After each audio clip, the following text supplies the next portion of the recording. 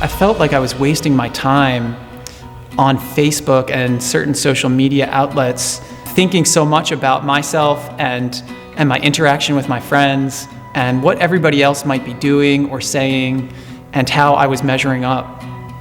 And the thought came to me that I would be much better off without this if I just really deleted my social media accounts.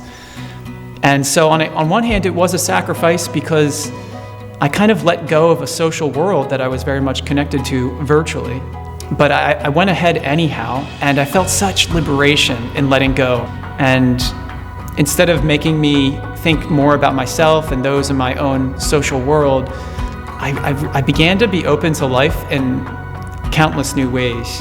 When we take away something, new things open up for us, and greater joys open up for us in the midst of the world in which we're living that we may have been missing.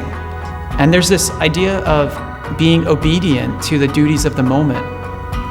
In St. Paul's hymn in the letter to the Philippians, he talks about how Jesus became obedient unto death on a cross. And so for me, there's this call to be obedient to what love is asking of me in this moment. And love is always asking to forget about myself, really, and to focus on the needs before me, the needs of the people around me, and to serve. To me, that is really embodies Christ, his service to man. And that as disciples, we are also called into that same service, even if it leads us to rejection and to crosses of various kind. I think as we imitate him in his life, we imitate him in his death as well.